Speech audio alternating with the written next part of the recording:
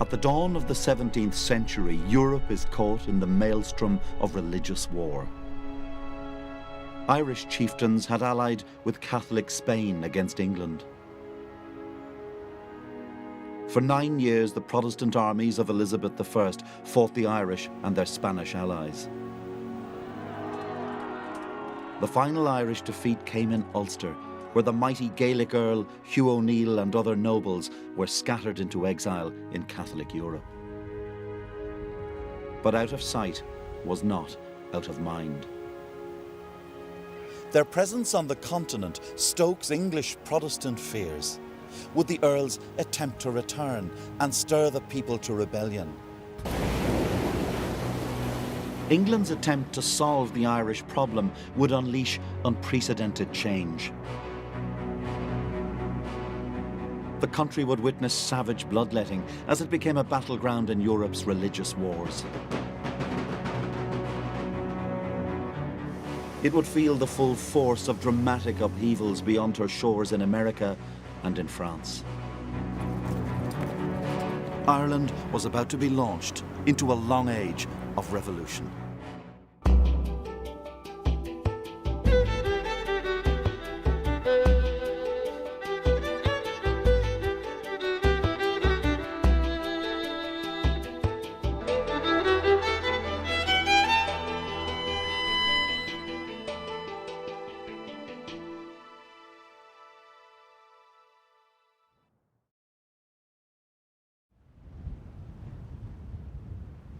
The Ulster Earls are gone, but the people are still Gaelic, still Catholic. In English minds, Ulster is dangerously unstable. And it's here that a new king will attempt a radical solution: social engineering on a massive scale. King James I would plant thousands of Protestant settlers on the lands of the exiled Gaelic lords. The land was parcelled out in blocks of up to 2,000 acres. By the time 6 counties were colonised, only 1/4 of the land of Ulster remained in Irish hands. The town the planters called Londonderry was to become a Protestant citadel. These planters lived in an age of expansion. English ships also carried settlers to America. And here in Derry, on the banks of the River Foyle, they would forge a Protestant identity different from anything seen in Ireland before. These were not land-grabbing aristocrats, but small traders and farmers, and they had come to stay. It was about establishing something identifiably British. It was about setting up bonds, defended dwellings, bringing the number of planters in, setting up market towns, road networks, modernising and making it clearly identifiable as a place that was part of England and Scotland. To help pay for the plantation, James turned to the commercial guilds of the City of London. These companies already backed settlements in America.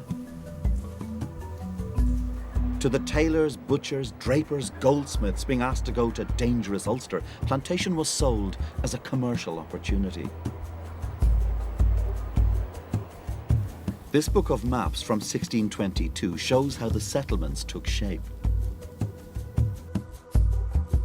This is a piece of cartography from long ago, but it's, you know, as anybody who has lived in Northern Ireland during the period of the Troubles, to actually see this, in a sense, the beginning of it all. Yes. It's quite awe-inspiring. It really is. It brings you right back to the heart of it, and you see really what was the genesis of an awful lot of the issues in Northern Ireland. Of course, we can see when we look on the pages here, where they run through the number of people who are, for example, freeholders on this territory, 1. Englishmen on this property, 16. Natives, 186. That's the mathematics of disaster, isn't it? In a sense, it is. One of the major issues with the Londonderry plantation was that there remained a huge number of native Gaelic Irish tenants on the lands. You've got normal stone houses, which would have housed the early settlers. And then these cabins, they're very much what we would envisage to have been native Irish housing. Some Gaelic Irish worked for the new masters, rented land from them. Outnumbered, the settlers couldn't create a Protestant land for a Protestant people. That sense of insecurity is part of and continues to be a part of the Protestant psyche for a very long time. Originally, part of the idea had been to segregate, to build, this will be the British population and the Irish will be kept apart. But that, of course, proved actually almost impossible, because no matter how hard the London companies might try to attract somebody in London, it wasn't something that was very attractive. So the whole problem was getting the numbers of people and settlers here on the ground in order to actually secure plantation. But from across the narrow channel between Ireland and Scotland came thousands of settlers who would rescue the plantation. There'd been a long tradition of Scots migration to Ulster, but these were Presbyterians, strict Calvinists, viscerally opposed to Roman Catholicism. These are people who have been victims of religious persecution in 17th century Scotland. They certainly see themselves as a chosen people or an elect nation. Their world consists of trials and tribulations and deliverances. And that means that they're tested by God. In Ireland, of course, they're tested by God in the form of the threat posed by the Catholic population. The Reformation had created the most enduring division in Irish history. These Presbyterians would never be assimilated into Gaelic society like earlier settlers in Ireland.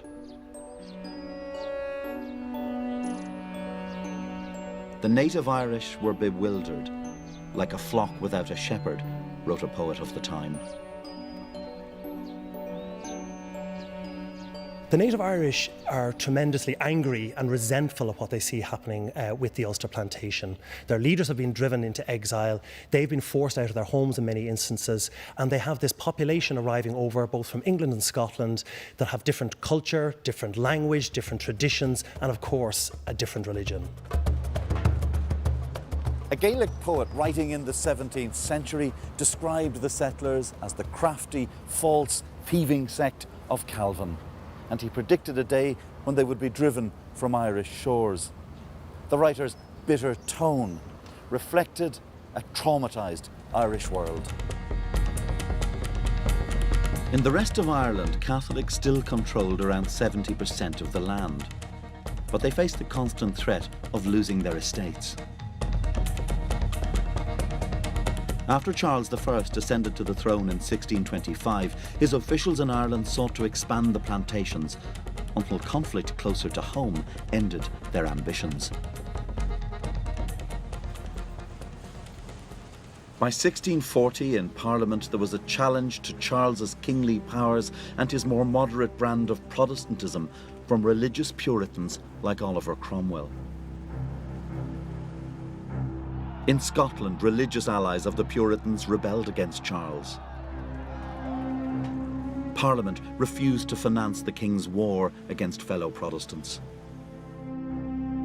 Events now moved towards a war of Charles' three kingdoms: England, Scotland, and Ireland. The Irish Catholic elite was alarmed by this crisis in Parliament. They'd lost land and power, but at least under Charles, there was a degree of religious tolerance. Now, faced with the prospect of a militant Protestant Parliament, they would rebel. The uprising was planned for the 23rd of October, 1641. The rebels failed to capture Dublin Castle, centre of English control in Ireland. Poorly planned, betrayed by informers, the rebellion descended into anarchy. The attempted coup now became something utterly different. Across Ireland, it was the people who were dictating the pace of events. And in Ulster, it would unleash a spasm of rage from the dispossessed.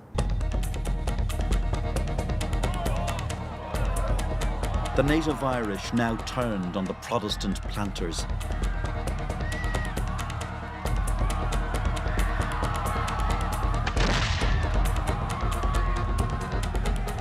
As one insurgent told a group of settlers, "We have been your slaves all this time, now you shall be ours."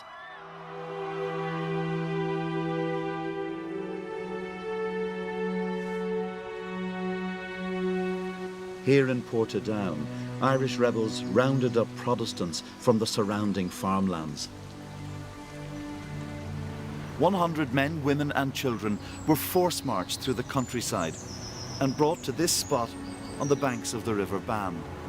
At the point of swords and pikes, they were forced to strip naked and driven into the cold water.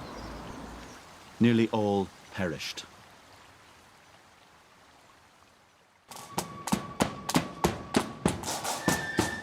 Portadown would become a defining event in the narrative of Ulster loyalism.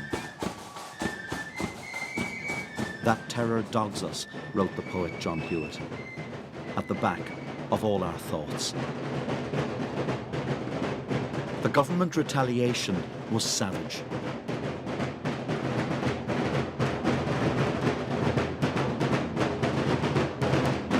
Almost immediately, we get indiscriminate reprisals by government forces against the civilian population in Ireland. Men, women and children are killed in their hundreds, indeed thousands, during the early months of the rebellion by government forces. Across 17th century Europe, stories of atrocity abounded in the wars of religion. But in Ireland, the government systematically collected evidence from Protestant survivors. All 33 original volumes are kept here at Trinity College in Dublin. Now, there's some pretty lurid stuff in here. How much of it can we believe? You get people whose throats are slit, who are shot in front of their wives and children, babies on pikes, people being roasted alive. Some of these are witness statements, but often we get second or third hand accounts as well. This is ideal material for a propagandist, and there's an explosion of print material in London from late 1641 onwards. It has a huge impact on Oliver Cromwell. He was highly outraged by what he saw was going on in Ireland, and he was determined to intervene at some stage. By 1642 in Ireland, a Catholic confederacy was in open rebellion. The Pope had even sent a cardinal with money and weapons. But English attention was diverted from Ireland as the struggle between King Charles and Parliament erupted into civil war.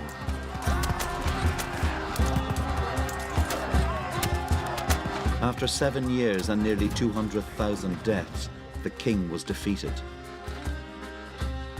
He was executed in January 1649.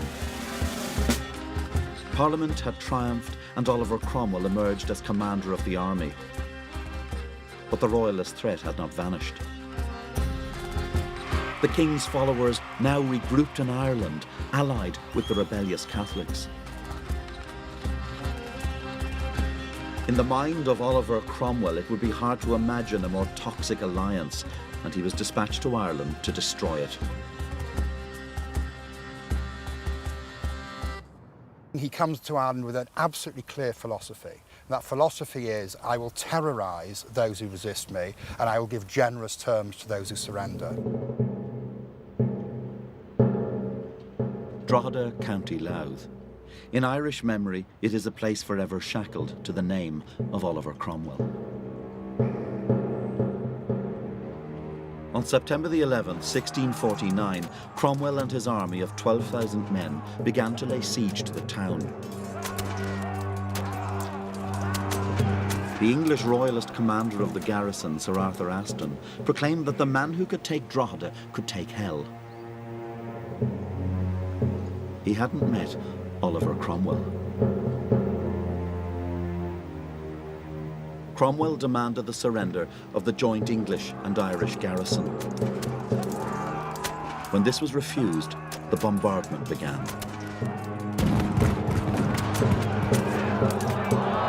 A breach was made in the town walls, but the first assault was beaten back by the defenders. Cromwell then sees himself having to take command. He leads the second charge himself. He has to kind of get past the bodies of his friends and colleagues. So he comes in, and we have to imagine him going street by street, house by house even, clearing the town, killing anyone he encounters, which will certainly include civilians.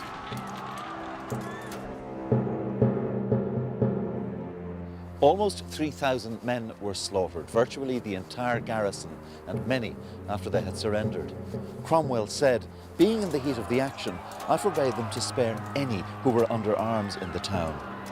Any priests found were murdered, and the commander of the garrison, Sir Arthur Ashton, was beaten to death with his own wooden leg." Several hundred civilians were killed, but the English and Irish defenders were the main targets of execution.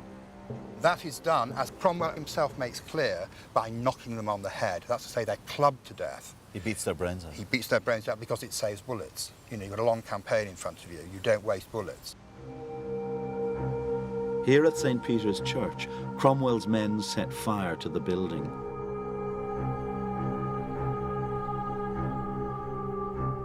They killed soldiers and civilians alike as they tried to flee the flames. Drogheda was an act of vengeance against English royalists and the Irish, whom Cromwell blamed for the massacre of Protestants. Its military aim was to terrorise other garrisons into abandoning resistance. But a later English politician who would wrestle with the Irish question had no doubt about the nature of Cromwell's legacy. Said Winston Churchill, "He cut new gulfs between the nations and creeds. Upon us all still lies the curse of Cromwell." At Wexford, his army committed another massacre, but many garrisons surrendered. Cromwell was back in England by mid-1650, leaving the army under the command of his son-in-law. Guerrilla bands now staged hit-and-run attacks. Cromwell's army responded with ferocity.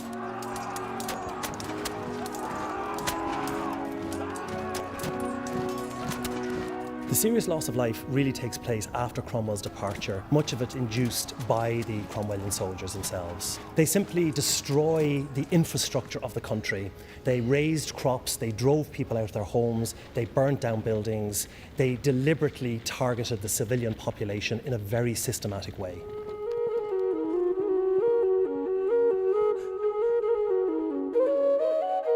The uprooting of populations was a common feature of European war in this period. But what happened next would change Ireland's social order irrevocably. In 1652, Parliament in London passed the Act of Settlement, a radical bill decreeing that the rebel Catholic nobility were to lose their estates and be exiled to the poor regions west of the River Shannon.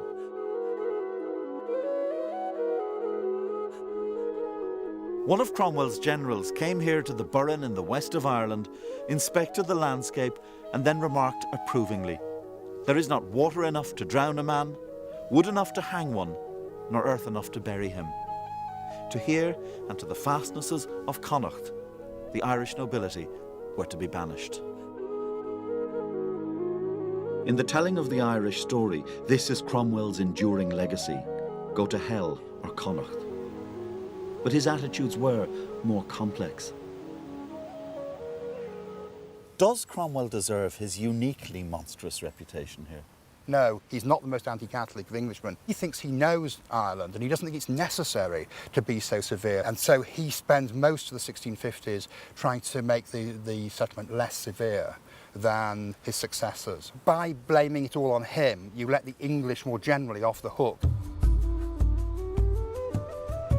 A handful of large landowners survived, but the grand narrative was of dispossession. By the end of the 1650s, only around 15% of land remained in Catholic hands. Galway would become the only remaining county with a Catholic landowning majority. Across the country, a new Protestant ruling class was being installed. But English dreams of a settled Ireland have always been hostage to external events. The country was never the calm laboratory of colonial experiment. Now, dramatic events in Europe and in England itself would reverberate west and drag Ireland to the forefront of conflict once more. This crisis would begin in a Europe dominated by a kingly colossus. Louis XIV, Catholic King of France. He terrified his neighbours with his territorial desires and built monuments to his own glory, like the great Palace of Versailles. His neighbours, both Catholic and Protestant, found themselves drawn together in shifting military alliances against the expansionism of Louis.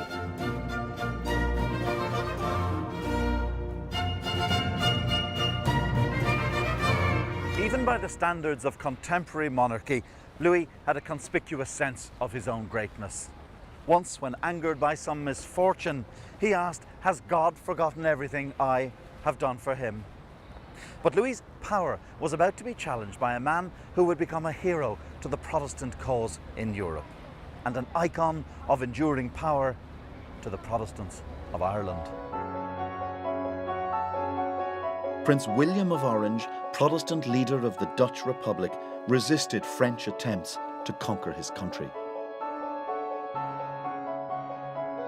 William is not a dogmatic man, but he does feel that there is a sort of free world, which is predominantly Protestant, which has to be defended.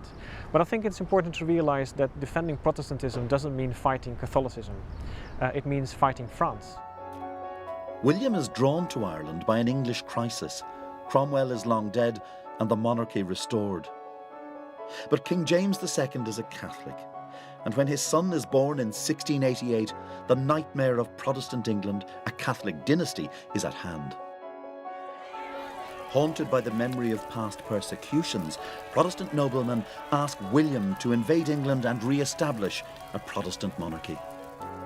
For William, Protestant England would be a valuable ally in his war with King Louis. Soon after William landed in Devon, James fled to France. Early in 1689, Parliament offered the Dutch King William the English throne, which he duly accepted. but his exiled enemy, King James, was busy conspiring with the French king and preparing to fight back. Louis XIV understands that if he really wants to hurt William, he needs to destabilize his position on the British Isles. And supporting James is a good way of doing that. With Louis's help, James raised an army in France and sailed for Ireland. On March the 12th, 1689, he landed here at Kinsale in County Cork. This Catholic king landed with about 1,200 French troops, but soon thousands of Irishmen were rallying to his flag. They were willing to support an English king because they believed he would grant them religious freedom and return confiscated lands. To the dispossessed, the arrival of James signalled the rebirth of hope. James marched through Cork and on towards Dublin. By April, his army was besieging Londonderry, one of the last bastions of Protestant resistance. But the defenders closed the city gates and they remained shut until the garrison was relieved after 105 days of siege. Their slogan of no surrender would echo through the centuries.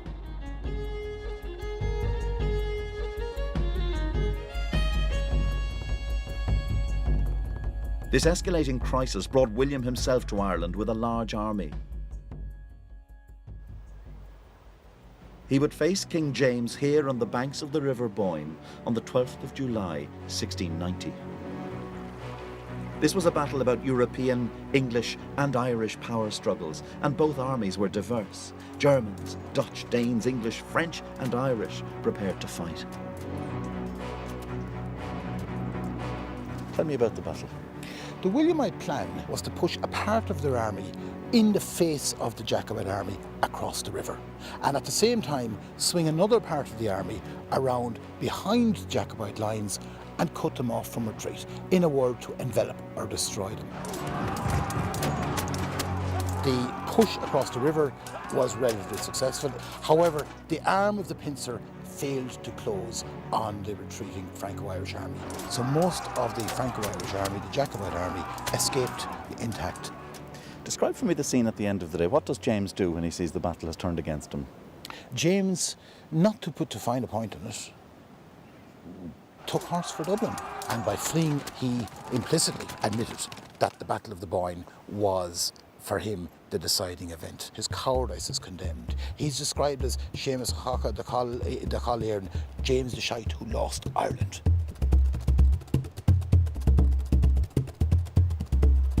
To William, the Boyne and the battles that followed were important, but only as part of a wider European power struggle. In Ireland, however, his victory ensured the survival of Protestant supremacy. And among the Protestants of Ulster, this Dutch king with his multinational army would be acclaimed as a saviour, and his victory at the Boyne commemorated each July. How do you think William would have viewed Orange marches, Orange triumphalism, the kind of thing that we've seen historically in Ireland? I think he would have been uncomfortable with it. William loathed public festivities. He didn't like marches in the first place. The moment he entered London in 1689, when the English people were cheering him, they were actually carrying sticks with oranges. He thought it was nonsensical. He took a detour, avoided the crowds.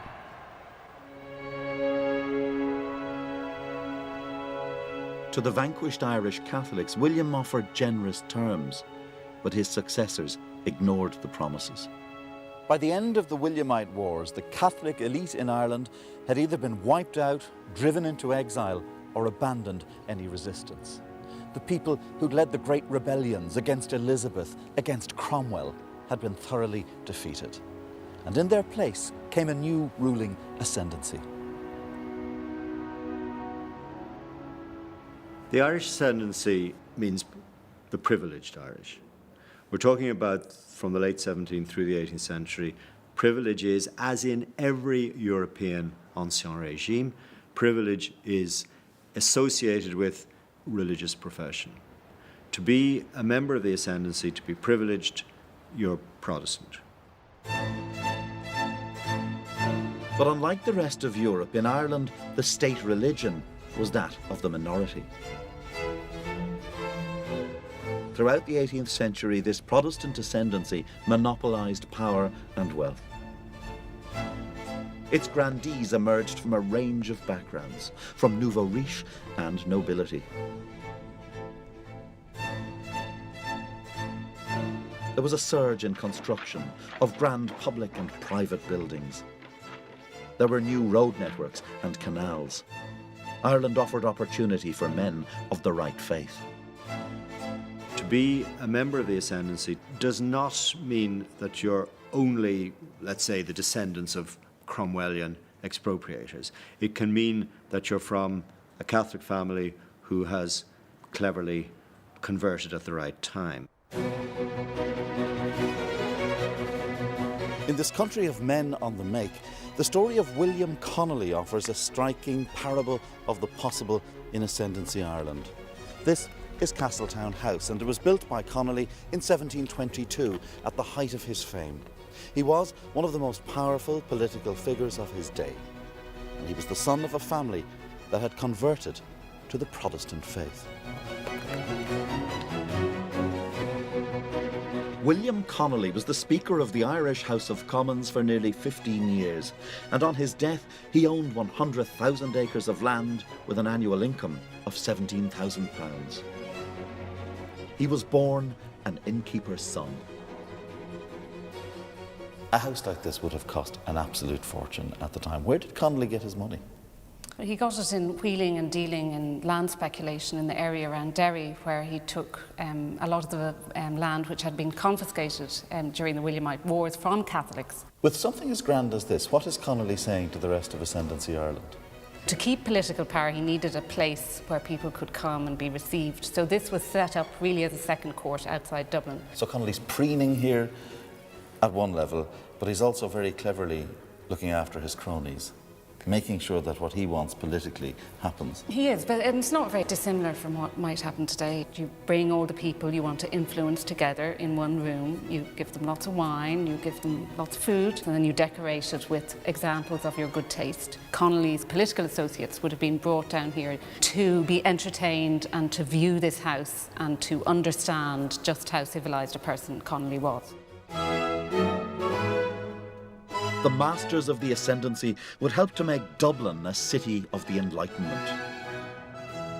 The great statesman Edmund Burke learned the art of oratory here. Jonathan Swift created literary masterpieces.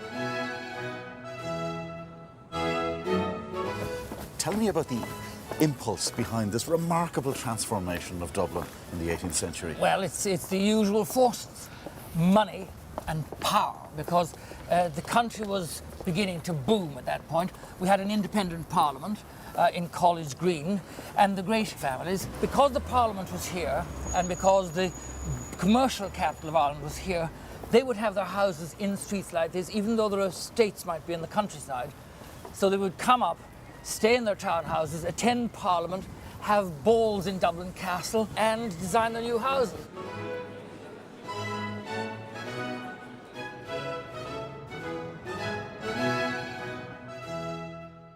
In 1741, the composer George Frederick Handel was invited to Dublin after being asked to compose a special work in aid of the city's sick.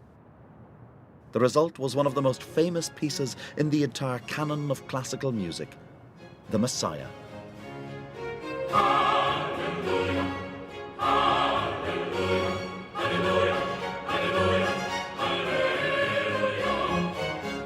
This arch is all that remains of Neil's Music Hall, where Handel's Messiah was first performed on the 13th of April, 1742.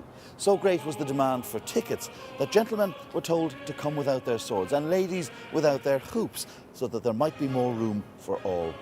Handel was delighted with the quality of the Dublin voices in his choir and with the response of the audience, drawn, as he put it, from persons of distinction of this generous nation. For the ascendancy, it must have seemed an affirmation of status. After this, how could condescending English visitors dismiss them as mere provincials?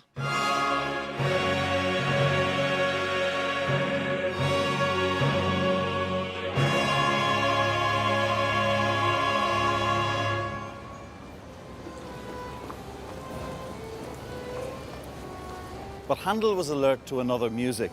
As he walked the streets of Dublin, he heard the tunes of itinerant Irish musicians. He even transcribed one of them, a melancholy air called The Poor Irish Boy. It was music far removed from the Georgian salons of Ireland. It evoked a country where the material prosperity of the ascendancy simply never reached.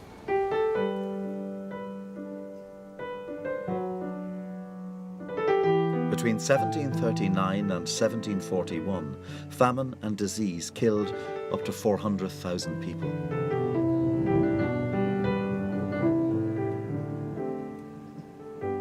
The Gaelic poets and the musicians who had once served the Catholic nobility evoked a world in turmoil.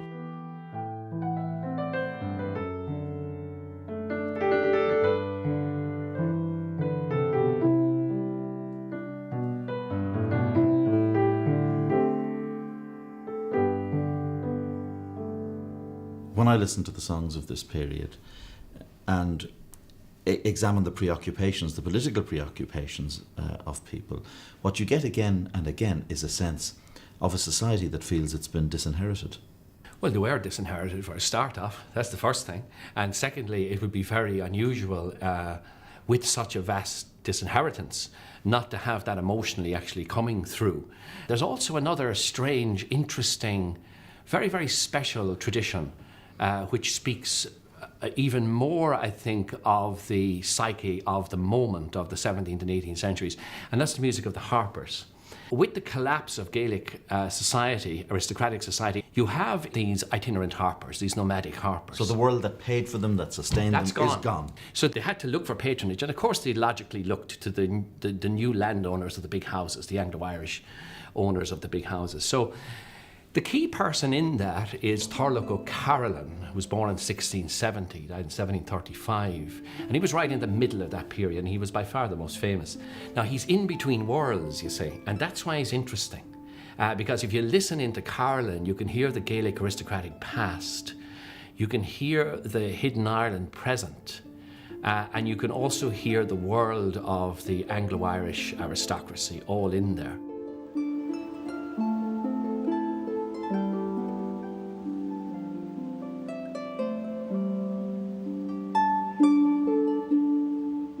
From the early 18th century, restrictions on Catholics had been strengthened under the so-called penal laws, a charter for the defence of Protestant power.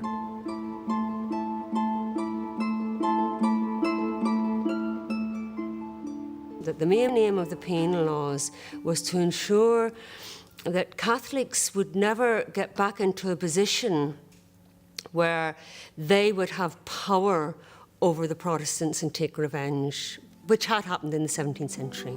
Good evening, everyone. And indeed, you're all very welcome to this sacred place, the Mass Rock in Tomhaggart, County Wexford. But religious oppression only served to make the Catholic priesthood more powerful in rural Ireland. Under the penal laws, Catholics were banned from Parliament and public office. Back then, they were barred from voting and from running schools. Here at Mass Rocks, just like this one behind me. But Catholic worship itself was never banned. In fact, as the 18th century progressed, the Catholic Church grew in strength. A great seminary was built with government funding here at Maynooth in County Kildare. It would become the largest seminary in the world.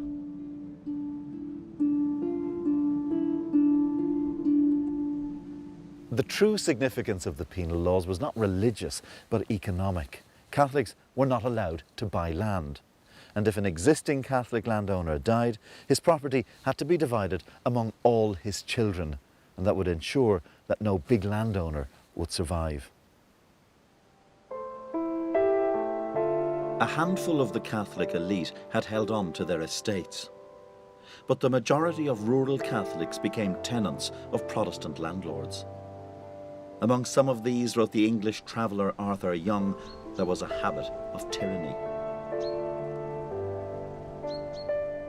It's easy to imagine Ascendancy Ireland as a country with one rigid divide: Catholic poor and Protestant overlords.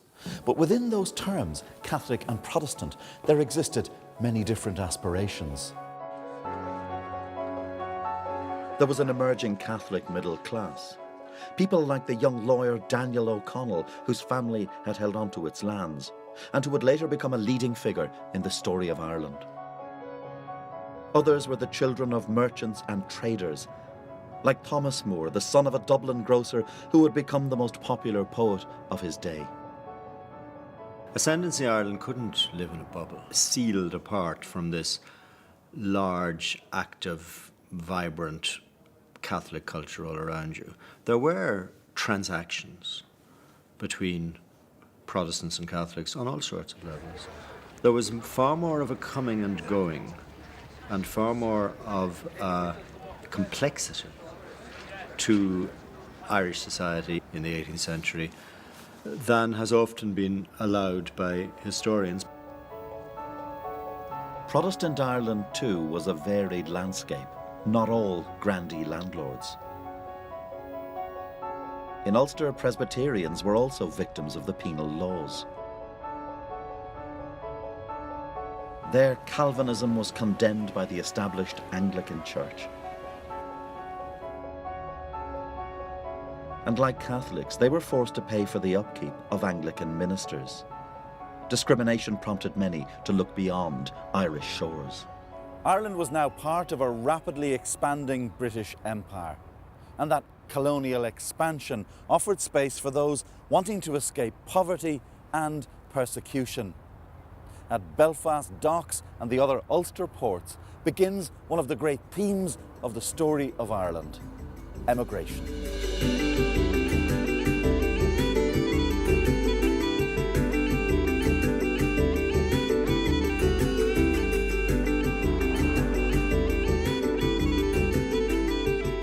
We're used to the idea of Irish emigration to the United States being a Catholic phenomenon. But the first people to come here in any sizable numbers were Ulster Presbyterians. Between 1717 and 1776, more than 250,000 of them crossed the Atlantic to the New World. From the port of Philadelphia, they travelled hundreds of miles west and south along an old Indian trail that became known as the Great Wagon Road.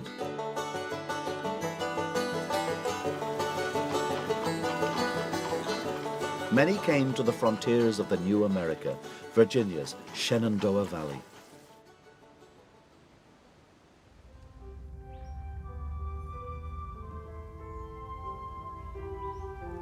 This is the oldest Presbyterian church still standing in Virginia.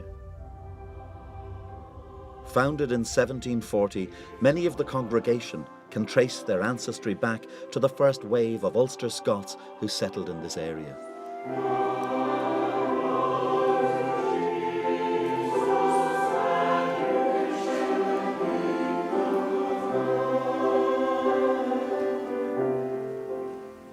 What kind of character do they bring to this place?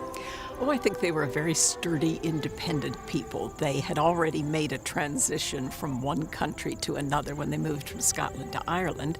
And so they were perfectly willing to cross an ocean. It takes a certain amount of endurance, of courage, of faith, of forward-looking. They're good qualities for pioneers to have.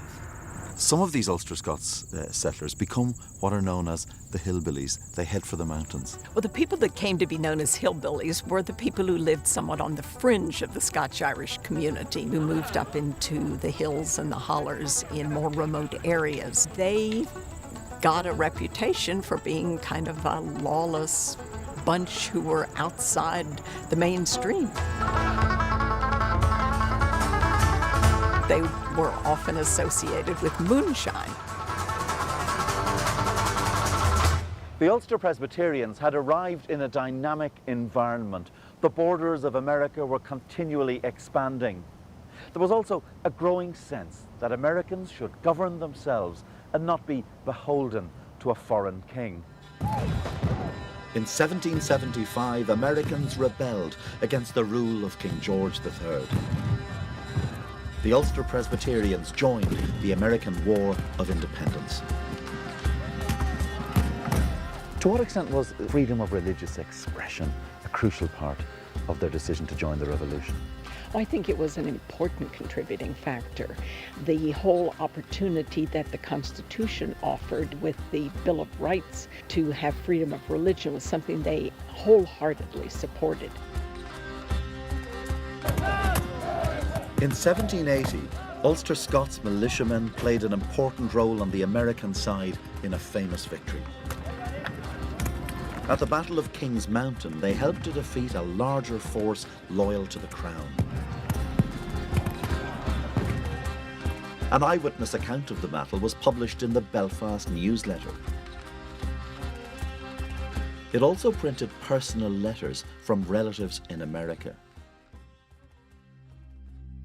In one such letter, a young woman writes, "You will undoubtedly laugh at me when I assure you I often wish to be a man. With what pleasure would I take up arms with my brave countrymen, and like them glory in fighting for my liberty." By 1783, the American revolutionaries had finally defeated the British and won independence. The American colonists have proved that Britain is not invincible.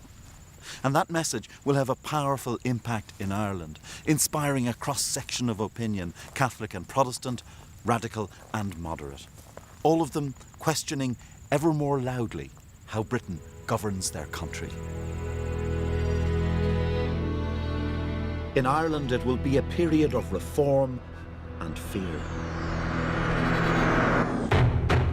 Protestant volunteer groups are formed, loyal to the Crown, but demanding more power for the Ascendancy Parliament and a greater Irish share of imperial trade. A committee of influential Catholics, supported by reformist Protestants, succeeds in gaining voting rights. But British government concessions to Catholics unsettle Ascendancy grandees who fear the loss of their power. And in rural Ireland, change creates uncertainty. Catholics and Protestants join sectarian secret societies. The Ireland of the late 18th century swirls with contrary ambitions and ideas. Nothing is settled or inevitable. But the deep fissures in society are about to be exposed. Ireland stands on the verge of cataclysm. Once again, it is events abroad which will provide the spark.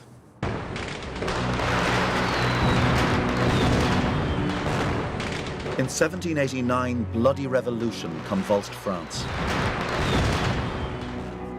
The king and thousands of his nobles were dispatched to the guillotine in the name of a secular republic. Monarchies and the privileged classes throughout Europe looked on with horror. But the French revolutionary cry of liberty, equality and fraternity inspired a group of idealists in Ireland. What was happening here, the destruction of an imperium, was watched avidly by educated young men in Ireland. Suddenly, the unimaginable became possible. A world of inherited privilege transformed into a society of the free, where reason would overwhelm prejudice. To the revolutionaries of France, it wasn't just the monarchy or the aristocracy, but also the established church that was part of a structure of tyranny that had to be destroyed.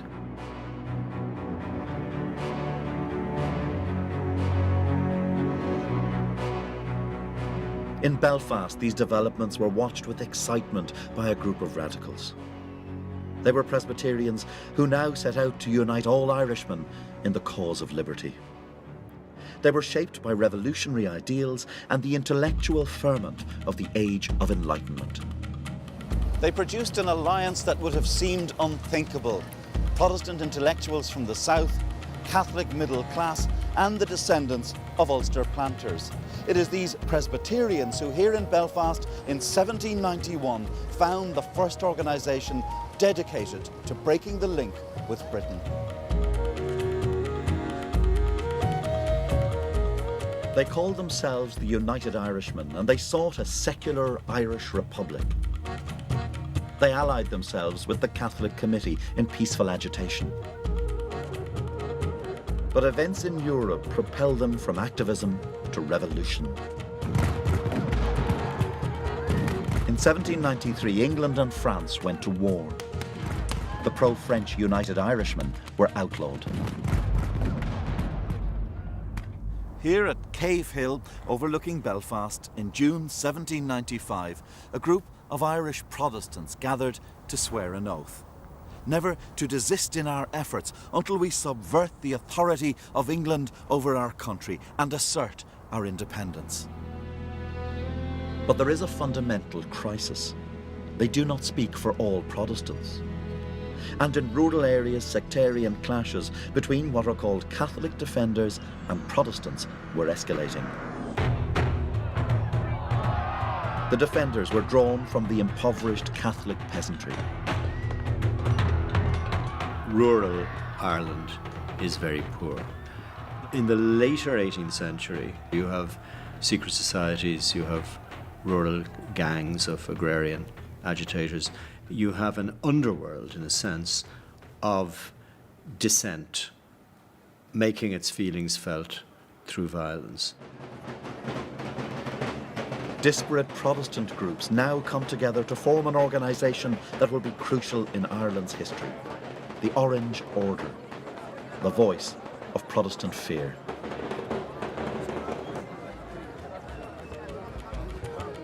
But an idealistic young Protestant lawyer from Dublin hoped that even the Orangemen might eventually be won over to the United Irish cause. Theobald Wolfe Tone would become the most articulate proponent of Irish independence. He was very vivacious, very clever. Quite quickly he moves on from the law to become a political pamphleteer. He begins to analyse the wrongs of Ireland, and one of the main wrongs was that the vast bulk of the populace was excluded from all political rights, in other words, the Catholics. As one of the most high-profile United Irishmen, Tone was forced to flee Ireland in the fateful year of 1795.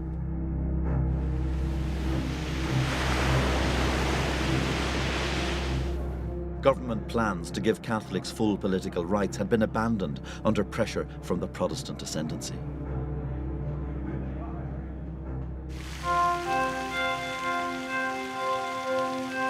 Tone made his way to revolutionary France to seek military help for an Irish revolution.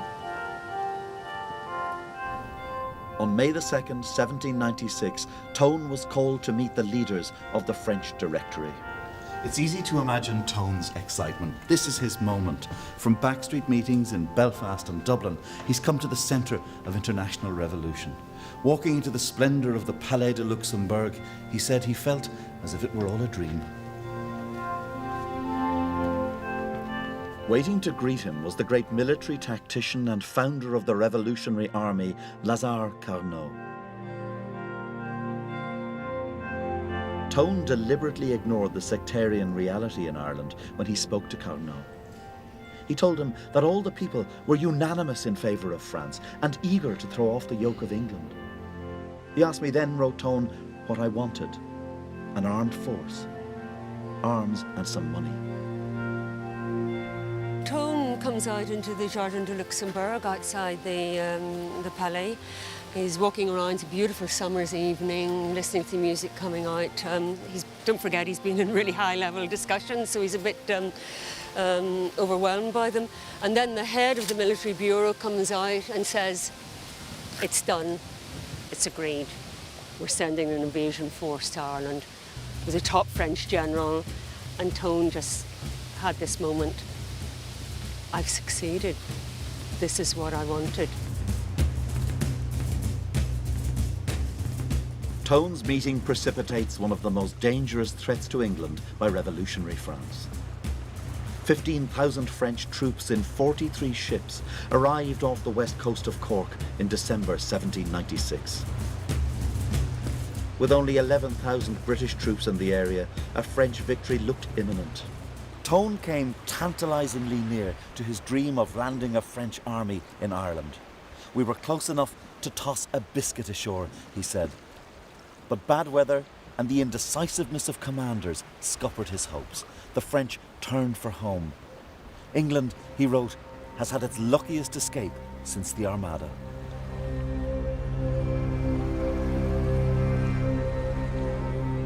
In Dublin Castle, this aborted invasion sparked panic and a brutal crackdown was ordered. A campaign of terror was carried out by the army and government militias. The crackdown that had happened in Ireland had been rather indiscriminate, in that the forces responsible had treated civilians, ordinary people, as if they were rebels. But by doing that, you had a big influx of Catholics and the United Irishmen who were a very different kind of person than had joined the United Irishmen before. The United Irish Army numbered around 100,000 men, inspired both by idealism and desperation. Ireland's revolution was planned for the early summer of 1798. But in May, many of the United Irish leaders were arrested, destroying hopes of a coordinated rebellion. Localised fighting erupted. United Irishmen rose in Kildare, Carlow, Longford, Wicklow, Meath, to the west in Mayo, and to the north in Antrim and Down. The first significant rebel victory was at Oulart in County Wexford, where over 100 government soldiers were killed.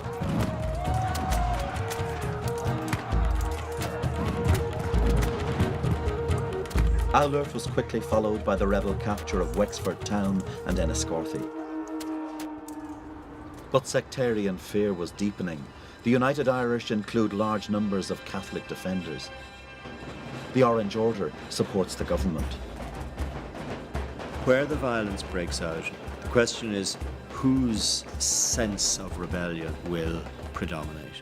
Will it be that of the secular-minded United Irish intelligentsia with their French ideas, or will it be that of the, if you like, more deeply rooted, more ancient antipathies that the defenders have kept in their worldview?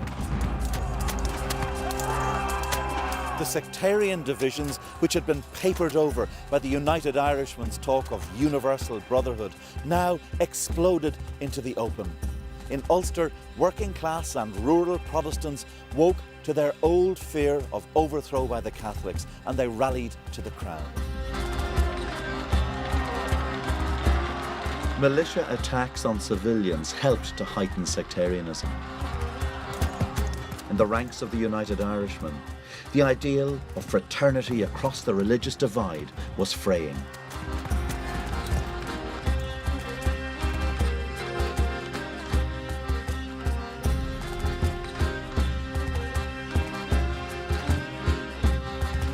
Most of the rebels were tenant farmers, and they had inherited a long tradition of grievance about Protestant newcomers taking over land, about sectarian conflict, about the New Orange Order. These were people fighting for themselves.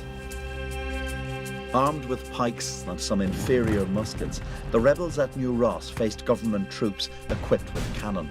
The rebels pour down these little streets, take over the middle of the town very quickly, but then they come up against gun emplacements. They were simply mown down by grape shot and chain shot. Maybe only 3,000 rebels attacked the town, maybe less, and 1,500 people almost certainly died in 12 hours, which is astonishing. The United Irish Army was inspired both by revolutionary idealism and more local animosities.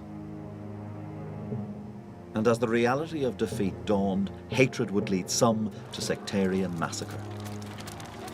Over 100 Protestant men, women and children were rounded up and locked in a barn at Scullabogue. Once it became clear the battle was going against the rebels, an order came that the barn should be set on fire. There was still maybe up to 100 people in it, crowded into it, and they'd been there for days in sweltering heat. They were told to let nobody escape. Essentially, this group kept the people inside, including women and children, in the barn while they were consumed by flame.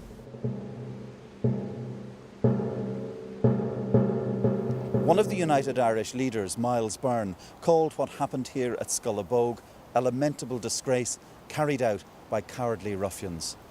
A rising which started with the ideal of uniting Catholic and Protestant had ended here in sectarian butchery. The rebellion was now entering its final phase. By the end of the summer, 30,000 people were dead. As for Wolfe Tone, he was captured on a French boat off the coast of Ireland.